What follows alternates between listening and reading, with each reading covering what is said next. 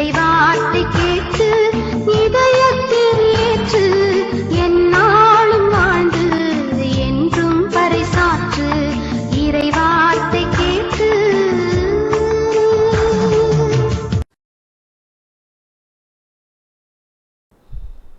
இயேசு கிறிஸ்துவுக்கு பிரியமானவர்களே, ஆண்டவராக இயேசு கிறிஸ்துவின் திருப்பெயரிலே நல்வாழ்த்துக்கள்.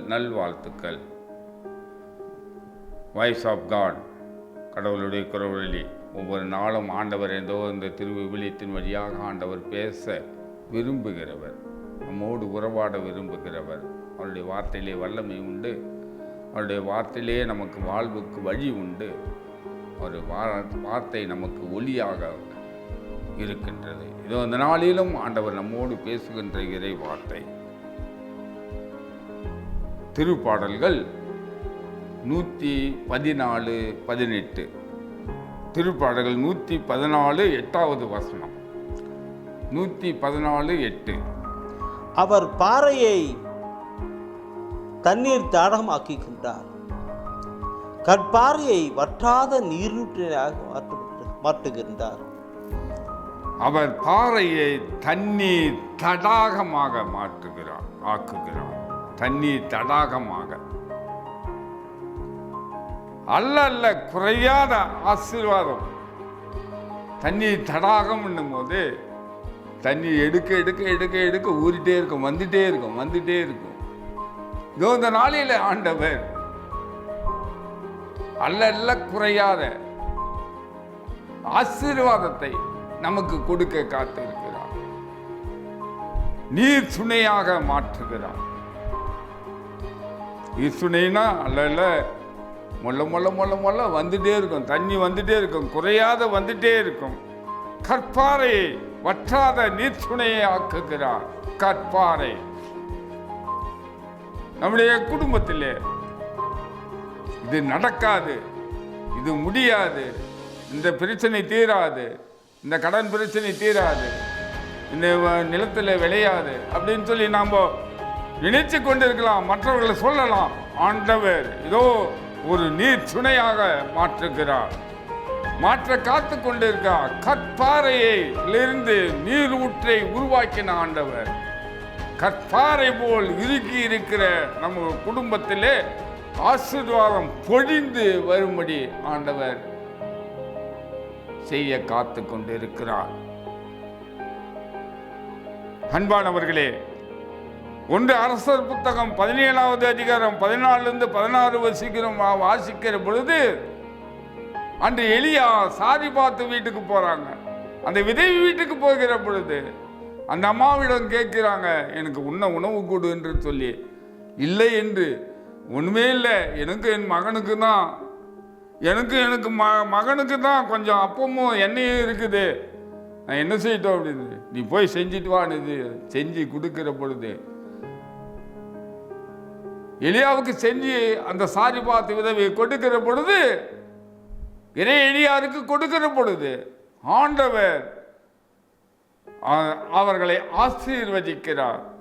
அந்த அப்பமும் நீரும் வற்றாதபடி எந்நாளும் பஞ்சம் மழையை பொழிந்து நிலத்தில் பூமியில விளையிற வரைக்கும் ஆண்டவர் கொடுத்து கொண்டே இருக்கிறார். வற்றாதபடி அப்பமும் எண்ணெயும் தீர்ந்து போகவில்லை என்று நாம் வாசிக்கிறோம். ஆண்டவர் வற்றாத நீர் ஊற்று, ஆண்டவர் நீர் சுனையாக மாற்றுவார், ஆசீர்வாதத்தை பொழிவார்.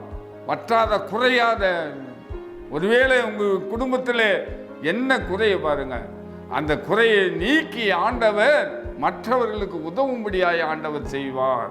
Praise the Lord. அன்பானவர்களே, மீண்டுமாக நாம் பார்க்கிறோம் மத்தேயு நற்செய்தி 14:20 நாம் பார்க்கிறோம், ஆண்டவராகிய இயேசு கிறிஸ்துவிடம் 5 அப்பமும் 2 மீனும் ஒரு சிறுவன் கொடுக்கிற பொழுது ஆண்டவர் அதை பழுகு செய்து அத்தனை பேருக்கும் 5000 ஆண்கள் மட்டும் 5000 அத்தனை பேருக்கும் உணவு கொடுக்கிறார். ஆண்டவர் வற்றாத நீர் ஊற்று, அவர்கள் பசியாற்றி மீதியான அப்பங்களை கூடைகளில் நிரப்புகிறார்கள். அன்பானவர்களே, ஆண்டவர் ஆசீர்வதிக்க விரும்புகிறார். நீர் துணையாக நம்முடைய குடும்பத்தை மாற்ற விரும்புகிறார். 2 அரசராகும் புத்தகம் 4வது அதிகாரத்தில் வாசிக்கிற போது ஒரு குடம் எண்ணெய், அந்த எண்ணெயை ஆண்டவர் பழுக செய்கிறார்.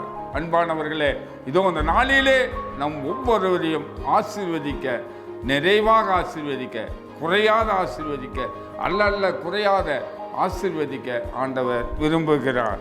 எவ்வளவு வந்தாலும் பற்றவில்லையே என்று நினைக்கிறீர்களா? ஆண்டவர் அதிகமாய் ஆசீர்வதித்து உங்களை உயர்த்த காத்து கொண்டிருக்கிறார். நம்ம முழுவதும் அர்ப்பணிப்போம். ஆசீர்வதிக்கிற ஆண்டவர், நீர் துணையாக மாற்றுகிற ஆண்டவர். ஆண்டவரிடம் நம்மை முழுவதும் ஒப்பு கொடுப்போம். அன்பான ஆண்டவரே, உம்மை நன்றியோடு உம்மை துதிக்கிறோம். ஆண்டவரே, உமக்கு நன்றி செலுத்துகிறோம். ஆண்டவரே, இதோ அந்த பாறையை தண்ணீர் தட்டி தண்ணீரை அனைவருக்கும் பருக செய்தீர. இதோ இந்த நாளிலே எங்கள் ஒவ்வொருவரையும் ஒப்பு கொடுக்கிறோம். நீர் வற்றாத நிறைவான ஆசீர்வாதத்தை கொடுக்க வல்லவர் ஆண்டவரை ஒப்பு கொடுக்கிறோம். ஆசீர்வதியம், எங்கள் ஒவ்வொருவரையும் ஆசீர்வதியம், பலப்படுத்தும், காத்துக்கொள்ளும். எங்கள் அருமையேசுவின் அற்புத நாமத்தில் பிதாவே. ஆமேன், ஆமேன், ஆமேன்.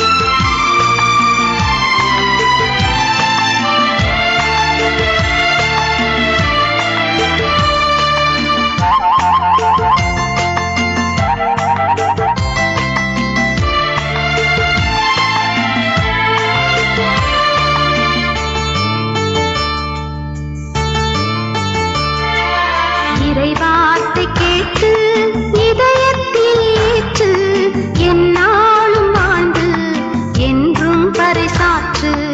இறைவா